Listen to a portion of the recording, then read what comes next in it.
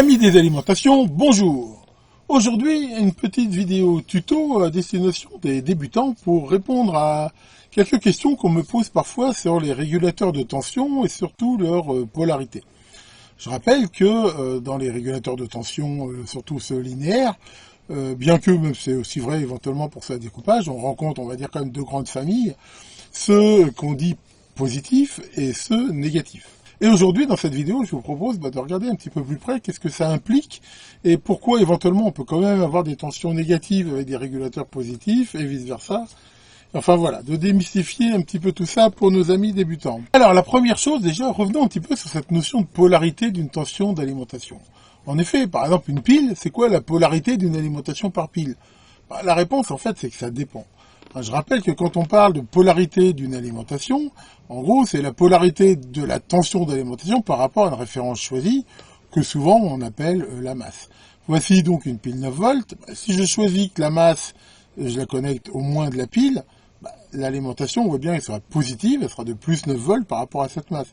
Mais il n'y a rien qui m'interdit de dire que la masse, je la connecte au plus, et dans ce cas-là, voilà, j'aurai une polarité d'alimentation négative de moins 9 volts. Je rappelle que la masse, c'est quelque chose que on choisit, je veux dire, arbitrairement selon ses besoins. Mais de façon inhérente, on voit qu'une pile comme ça, elle n'a pas réellement de polarité. Je veux dire, c'est une source de tension. Et je rappelle qu'une tension, c'est toujours, je veux dire, relatif. On a toujours une tension entre deux bords. Alors, ça veut dire que si on prend ce raisonnement, si j'ai une alimentation simple avec un régulateur de tension positif, je dois pouvoir faire la même chose qu'avec une pile. En fait, ce qui va définir la polarité ici, c'est pas le régulateur, c'est juste le choix de la masse. C'est-à-dire que là, on choisit en fait si la régulation se fait soit sur la ligne de masse, soit sur la ligne d'alimentation. Mais comme de toute façon, c'est une régulation série, qu'on la fasse, je veux dire, sur le plus ou la masse, ça change pas grand-chose. D'ailleurs, on le voit très bien ici sur ce schéma. Voilà. Alors, pour info, c'est ce que je note ici, dans toute mon explication ici, de façon à simplifier, je matérialise toujours la tension d'entrée des régulateurs par une batterie, là, une pile. Mais je veux dire, ça peut très bien être une alimentation, un transfo avec un redresseur, des capas de filtrage. Enfin voilà, en gros c'est la tension, je veux dire avant régulation, que ici je montre sous forme d'une pile. Donc là, de la même façon, là je vois j'ai un régulateur dit positif, qui a entrée-sortie et cette broche qui s'appelle grande, mais comme on va le voir, qui est pas forcément reliée à la masse justement. Je veux dire, là c'est le nom de la broche sur le régulateur, c'est pas forcément la masse. Ici c'est bien relié à la masse. Donc là, comme je choisis ça comme référence, j'ai bien plus 5 volts. Mais comme tout à l'heure avec ma pile, je peux très bien choisir que ma masse, c'est la sortie ici, et que à ce moment-là, par rapport à cette sortie, ici, j'ai du moins 5 volts. Les deux montages fonctionneront très bien. Alors que c'est bien ici, dans tous les cas, un régulateur positif.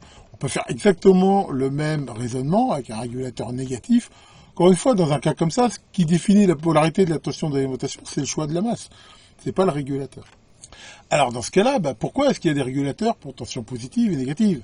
Oui, si on peut faire les deux, quel est l'intérêt? Alors l'idée c'est quoi? C'est que maintenant très souvent, comme je vous l'ai montré, on utilise dans l'électronique d'avoir des tensions, je veux dire, symétriques. Ou du moins, je veux dire par rapport à la masse, d'avoir des tensions positives et négatives. Ils ne sont pas forcément de la même valeur, même si souvent c'est le cas. Par exemple, très souvent, les amplis hop sont alimentés en plus 15 volts, moins 15 volts, par exemple. Si on veut avoir des tensions comme ça, généralement ce qu'on fait, c'est qu'on met deux alimentations en série et on va dire que le point commun devient la masse.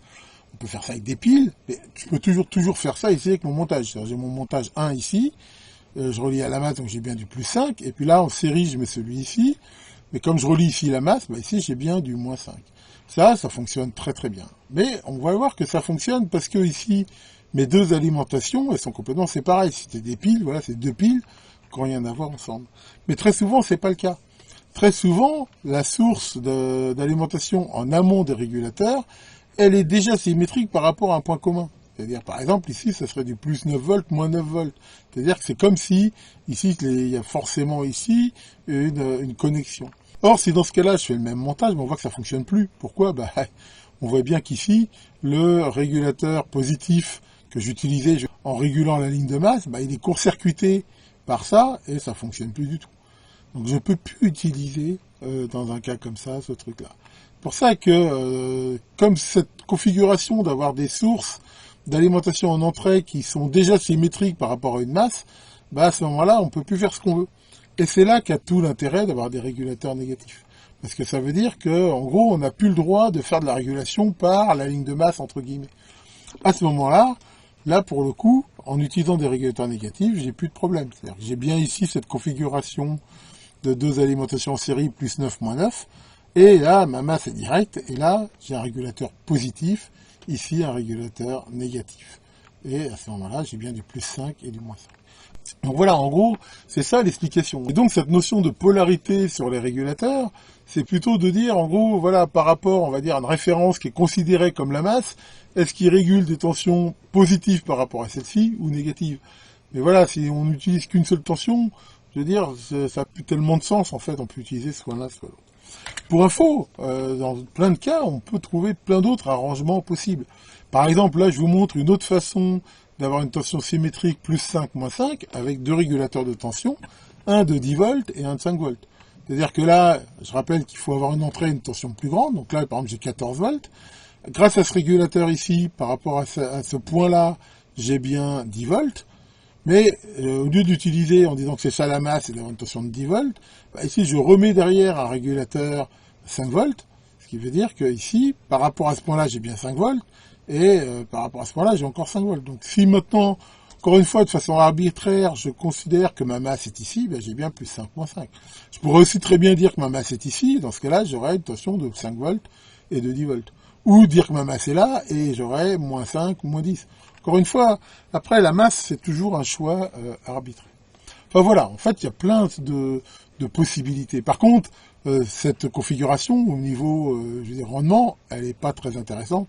Hein, surtout, ça va voir que selon la façon dont le courant est consommé, ici, je veux dire, entre sa masse, le plus 5 et le moins 5, bah, ce régulateur-là, il va passer plus ou moins de courant. Hein. Je vous renvoie sur cette vidéo que j'avais fait qui dit justement, bah, dans le cas des alimentations symétriques, quelle est la partie du courant qui passe ici. Et je vous renvoie à cette vidéo si ça vous intéresse. Voilà pour cette vidéo qui, j'espère, vous aura intéressé. Bon, là, j'ai eu un petit passage un petit peu ralenti dû à une méchante crève là avec un virus, mais bon, ça va déjà nettement mieux. Je tousse encore un peu, mais enfin bon, j'espère que dans quelques jours, ça sera complètement terminé. Donc ce week-end, j'ai pu me remettre sur mon CP0144, et bon, j'ai eu des petits soucis de câblage, je vous raconterai ça, mais bon, j'espère le terminer bientôt et avoir le plaisir de vous présenter. Tiens Maurice, ça va Maurice? Qu'est-ce que tu dis que malgré cette crève, t'as pas l'impression que j'ai beaucoup maigri? D'accord, merci, c'est sympa. Quoi, tu me dis, t'as une astuce pour que j'ai le ventre plein? Ah ouais, c'est quoi ton astuce? Me faire tatouer un nombril dans le dos. Ouais, bah, raison de te faire tatouer un cerveau, toi. Allez, là-dessus, bah, que le grand régulateur vous fasse de belles tensions, et à très bientôt pour de nouvelles vidéos.